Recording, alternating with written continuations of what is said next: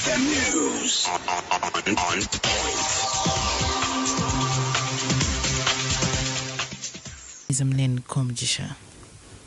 Hearing of a murder case against businessman Matthew Kanyamunio and girlfriend Cynthia Munyangwaris to resume next week, Tuesday, the 20th of October.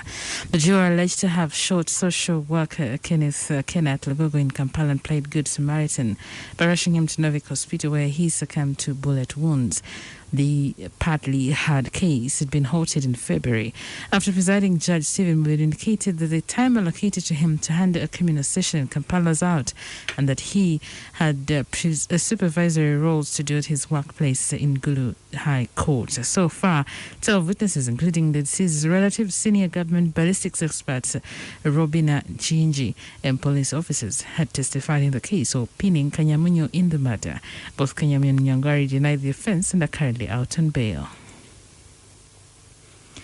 The NRM's Electoral Commission is to conduct elections in 84 villages in Nyabushozi County, Chirhura District, to choose their flag bearer for the position of Member of Parliament. During the elections held September, some aspirants petitioned the Party Electoral Commission claiming vote rigging in some villages. The Vice Chairman of the Party Electoral Commission, John Adimpachijaji, explains more.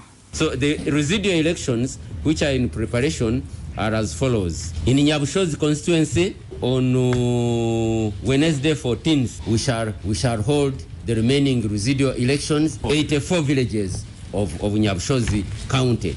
So the residual election will be held on Thursday, on Wednesday 14th, as directed by the Central Executive Committee.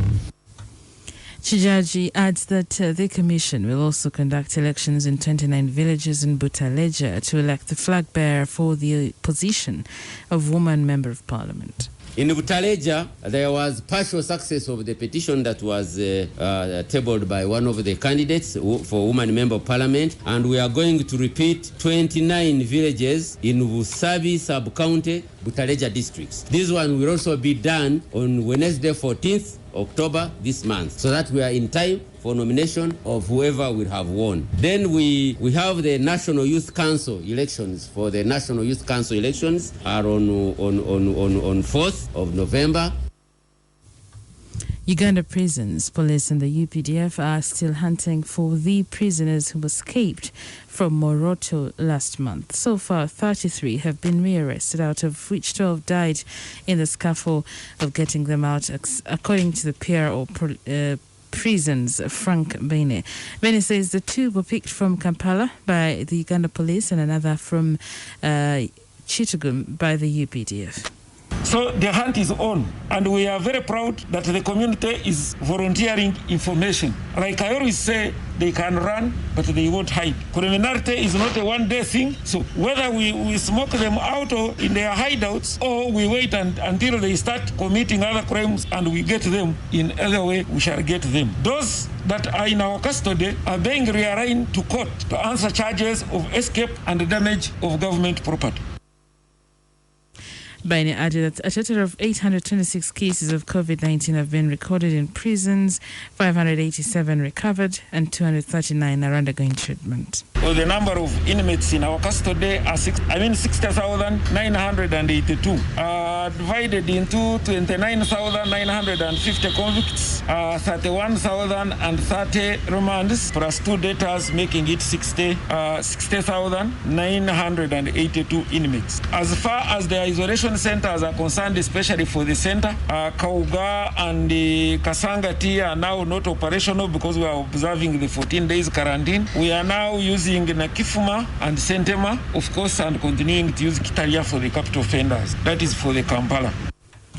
Baine also called upon all those who applied for recruitment into the Uganda prisons to get prepared for interviews. For those who submitted their applications for the recruit ward and ward races, the shortlisting is now at the end, and very soon will be called in person to come for the interview. There is an advert running for cadet assistant superintendents of prisons. The major categories is general duties, agriculture, medical, and veterinary medicine. These are graduates. If you are not a graduate, please don't apply.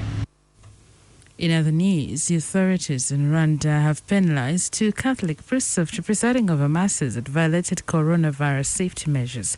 The Catholic parish of Ruhengeri in the north of the country, where the priests are stationed, also risks closure. The 2 priests, Father Emmanuel Ndajijimana and Father Felician Nsenyumva, are said to have failed to adhere to the number of congregants allowed to attend Mass. Police found a chaotic situation in the church and everyone there was at a high risk of infection, according to government statement. Rwanda's cabinet approved the reopening of worship places in July, but under strict safety measures. Worshippers have to wear face masks, get their temperatures measured, and maintain social distancing. In entertainment news, Cardi B has come under fire for brazenly hosting a wild birthday party in Las Vegas with seemingly little regard for face masks and social distancing rules. The rapper was branded irresponsible by fans after she shared a photo of herself face planted in a huge crowd of partygoers during her 28th birthday celebrations on Saturday. Cardi's legions of followers picked up on the fact that only one person among the 32 people in the snap were wearing a face covering. The Bodak yellow hitmaker shared the snap of herself lying flat on the floor, surrounded by her stunned friends, and captioned it, "I don't know, blame it on Tommy and JT." The photo prompted hundreds of comments from those who expressed their concern for the large crowd mingling and partying together in the middle of a pandemic. One which was liked by nearly 4,000 times said, "Happy birthday," and whatever, but what about the pandemic? And that was the news. XFM News on point.